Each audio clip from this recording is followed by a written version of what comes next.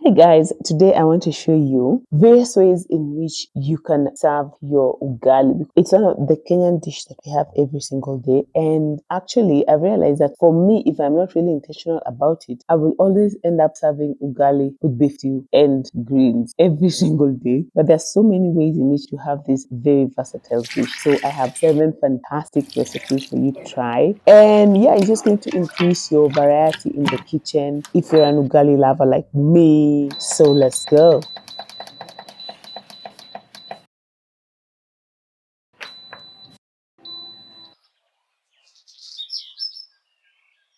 Now, as you have seen, I've already put my beef with rosemary to boil in the pressure cooker so it can get soft. And I'm only going to show you two recipes on how to make ugali, because it's just basically you put corn flour in boiling water and then you mash it up. We don't put, it's not like polenta, which is the American version. We don't put butter, we don't put, I don't know, salt, we don't put all those things. We just like to have it plain and simple, which is corn flour in hot boiling water. Make a thick paste, reduce the heat and let it slow cook for about 15 to 20 minutes and you're done. All right, the good thing about it is that because it is so plain, it absorbs all the flavor of all the other sides that you're going to serve it with, which today we're just basically talking about the sides. Okay, but making ugali is that simple. Later on I'm going to show you how to make the sort of the whole meal ugali, because this one is pretty white, but basically that's it. There is no formula with ugali. It's how we make it.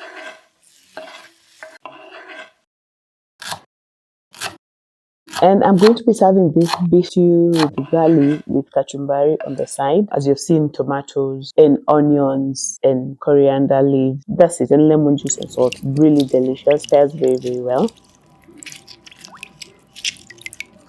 This first recipe that I'm showing you is what we call a dry fry, sort of like a beef stew. It's going to be like a dry fried beef, which is just absolutely amazing with ugali. And the thing I like about having to boil the dry fry beef fast is because it gets nice and soft. Because if you just cook it directly, some of those beef pieces can be quite tough to do. So that is my hack. Like, just make sure I boil it and I boil it thoroughly. Because as I say, I'm cooking for kids, so they need to be able to chew it. Otherwise, they're not going to like beef. Before I used to do this, I would just cook directly, and I realized my daughter used to say she doesn't like beef, whole chunks of beef. She prefers minced beef. Until I realized that it's because some of the chunks would be too tough for her to chew. But once I started boiling thoroughly in the pressure cooker, she's now a fan of beef.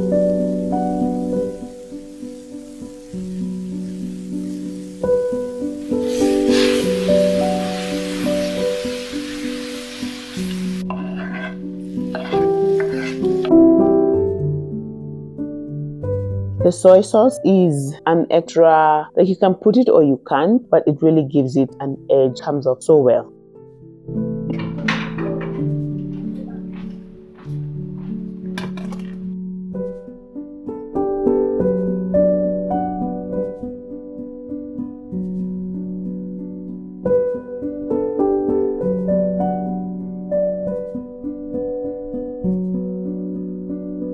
And there you have it. That is our first Kenyan dish to serve with ugali, and it is an absolute hit. Delicious. I love it so much.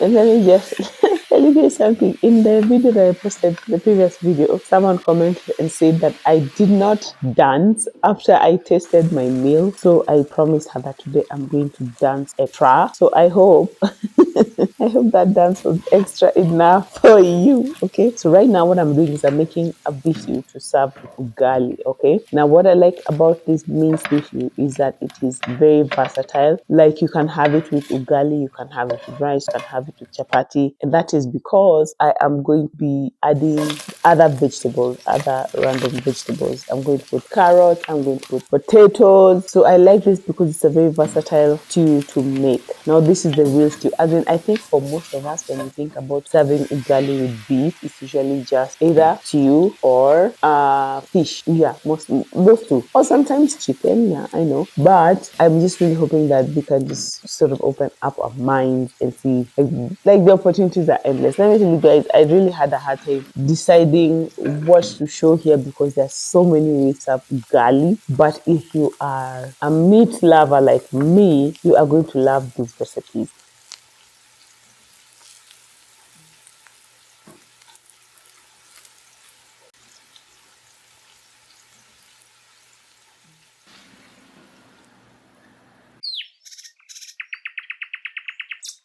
When I used to make minced beef soup before, I realized that it used to sort of like once the stew is done, it used to taste boiled until I realized it's because once I have boiled it and then I come and put it back in the onions, I never used to let it brown. Like you have to give it time to brown with onions and the tomatoes to get really, really nice and so almost sticky and almost burning at the bottom before you come to add all the other vegetables and the liquid. Otherwise, it just tastes boiled. I think those few extra minutes of just cooking it until it sort of sticks to the pot at the bottom makes it taste really, really good. And serving ugali with a bit of soup is also such a hit. I love this meal.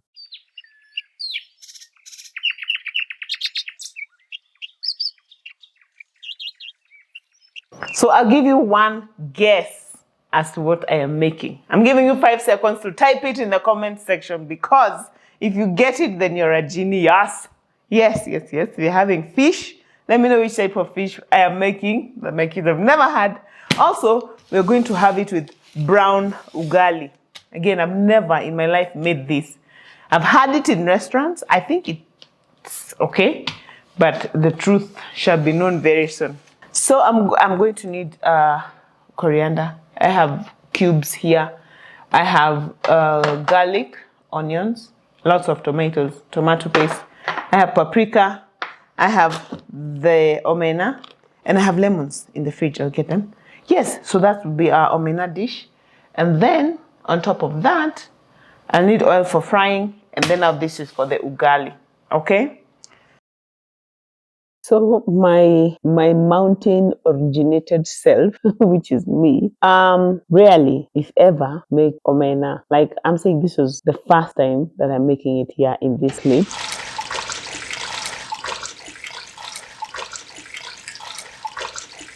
How is it smelling? A bit like a butcher. Like a butchery, but it's going to be yummy by the time I'm done. Are you going to eat? I'll try and see if I like it. Don't worry, by the time I'm done, it's going to be smelling amazing. Okay? Okay. You believe me? Yeah. Okay. So, okay, now go. I'll let you know.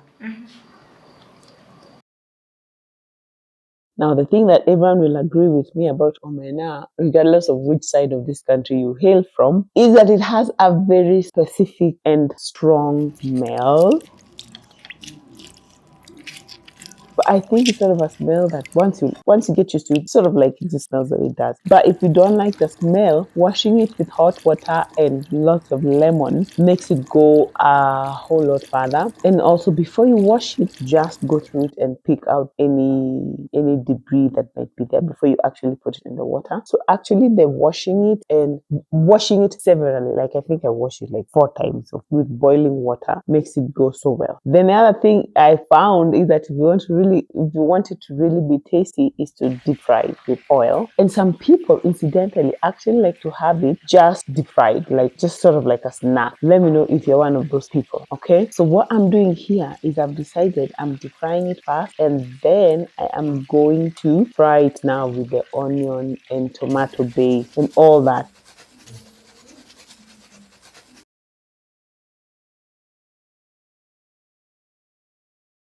Actually, this could be the second time I'm making, because the first time I did it was back at the old house, and this recipe was saying that I should use milk and I should do all that. Oh my goodness. And I had bought that omena from Nakumat. So you can imagine how long ago that was. And the whole house, literally the whole house. And I think that omena might have been at the supermarket for years. I don't know. Oh my word. I went around opening all the windows, all the doors, all the water to get smell out. It was chaos.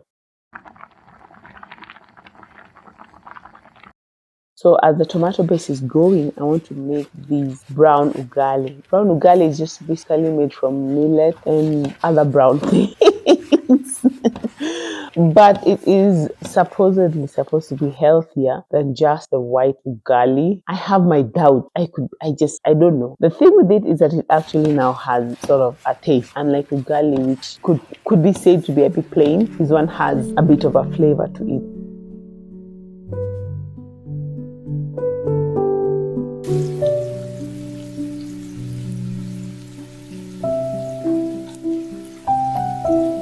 I'm just putting a little bit of water in the omena, but I feel like there should be just like, if I don't put even just a little bit, it's just going to be super, super extra dry.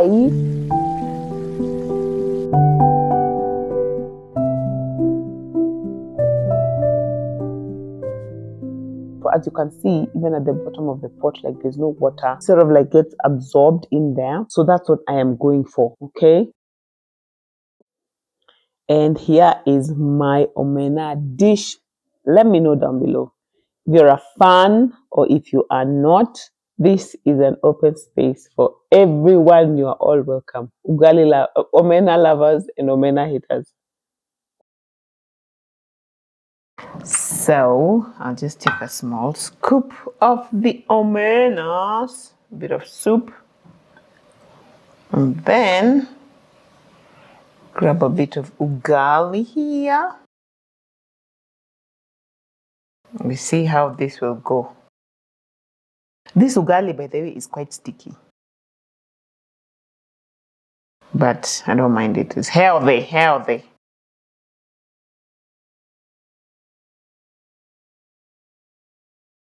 Not bad.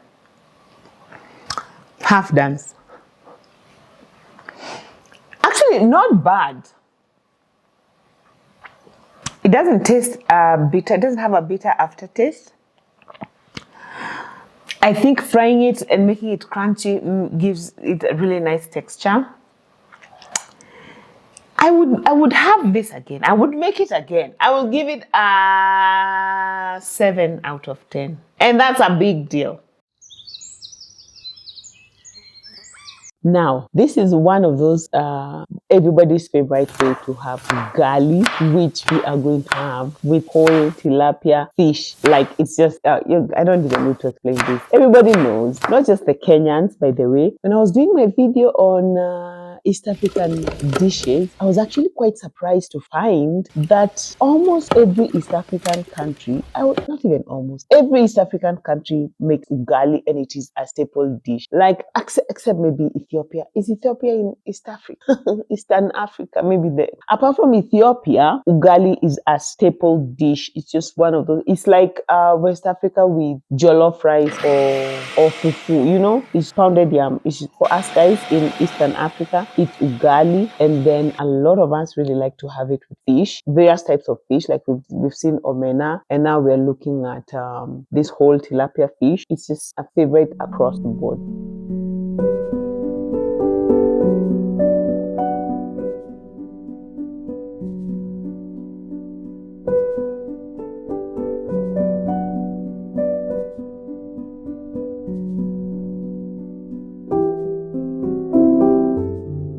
The good thing for us here, and I don't know if it cuts across the board in the other countries, is that you could buy whole deep fried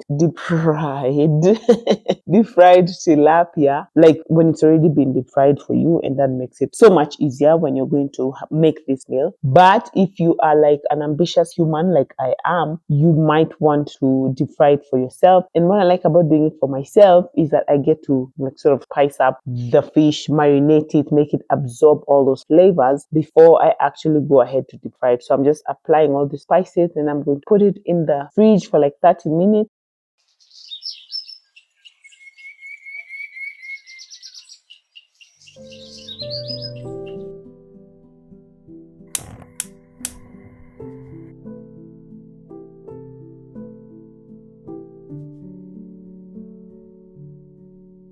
In your deep frying oil, you can put aromatics, like I'm putting onions and garlic, and this also flavors the fish completely. Here is something I'd like to know. Like when you're having functions in your family, is ugali a part of the meals that you make? Because from us guys, where we come from, ugali we will have it on any other day, but we don't view it as an occasion dish. While I think from other parts of Kenya, people will have ugali on the, like if it's a buffet table or something. But for us guys, and of course you know very well that us guys from Central, we are not known for our prowess in the kitchen. So please take this with a grain of salt, but we will rarely serve ugali during an occasion. Of course, we're going to serve rice that looks like ugali, but that's a story for another day. But let me know, is this something that you put in your menu? Like, do you serve ugali, let's say on birthdays, on Christmas, and all that? I would really like to hear your opinion. Like, do you think ugali is one of those dishes that belong to the table? This is a classic Kenyan delicacy, like any day. You could, of course, take it further and fry it with onions and peppers, but we have it like this. It's amazing.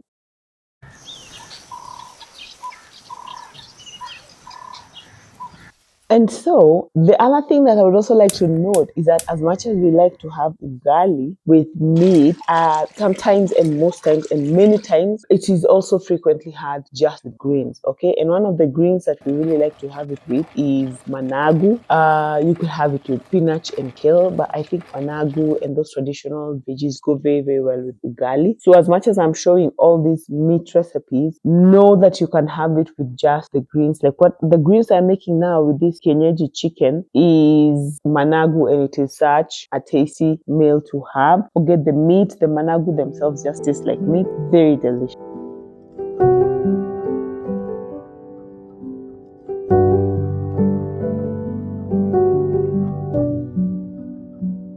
Of course, kienyeji chicken, this is free-range chicken. And you don't have to use free-range chicken. You can just use any type of chicken that you find. It's also a great way to serve ugali. All my Luya brothers and sisters in the house, I haven't forgotten you. And so it is a delicacy in itself.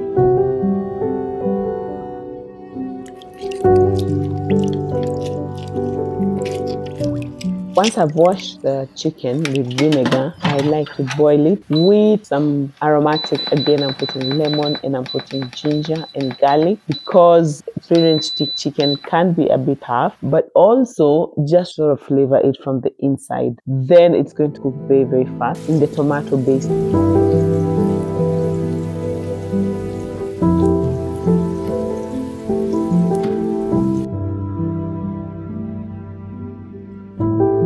I'm really curious for you to let me know what greens, like when you're having ugali with just greens, what do you like? What greens do you prefer? Before I came to Nairobi and knew that there are more greens in life other than cabbage, I would have said ugali with cabbage is my favorite meal. But I know better now. I know better. As far as greens are concerned, managu for me is up there. Yes, okay. I must say that in the mountains we also had terere, which is amaranth, I believe, and spinach and collards, which is kumawiki. But you guys, there's something about like managu. If you get a mixture, I think of managu and terere, I think that's a winning combination.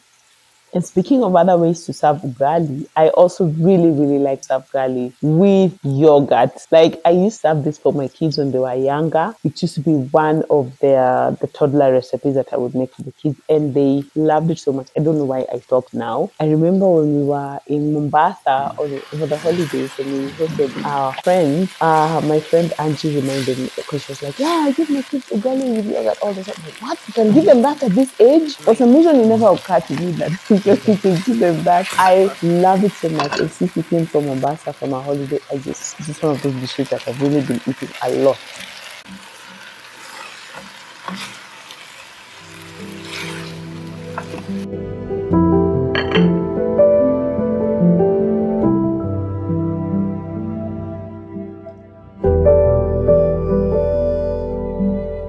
And so my kienyeji free range chicken with ugali and managu is a hit. It's delicious. Love it every single day.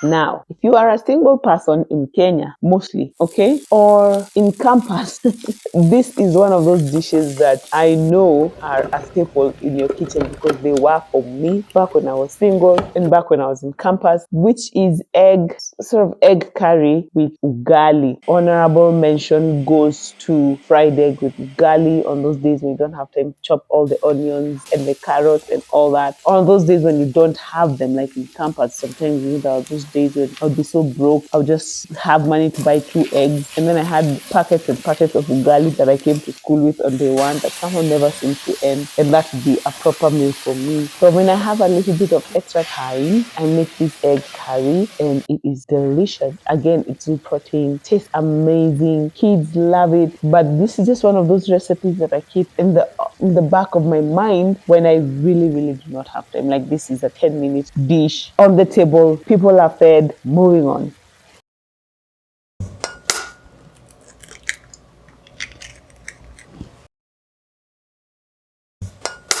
If you are passionate about cooking delicious meals for your people, if you are passionate about your family and just family life and everything, this is your place. This is the channel for you. So consider subscribing. We love new people here. And a big shout out to my OG guys. Always nice to see you. Please give this video a like because it really helps this channel to grow. Thank you.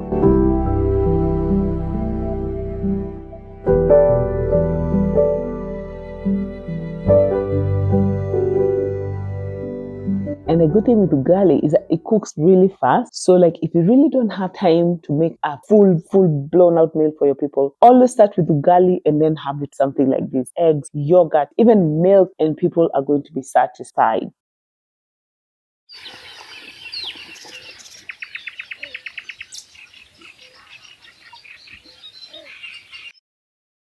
As I said, here we go, another quick 10 minutes dish because now I'm having it with mala. Mala is not yogurt. Mala is actually buttermilk. If I was asked, I would actually prefer yogurt. I feel like yogurt is more filling. But traditionally, we have grown up having ugali with sweetened mala. Very easy, very quick. When you just don't have time or energy or whatever, just put this on the table. Your people will be nice and fed and they'll be none the wiser. They'll just think you're such a cool mom.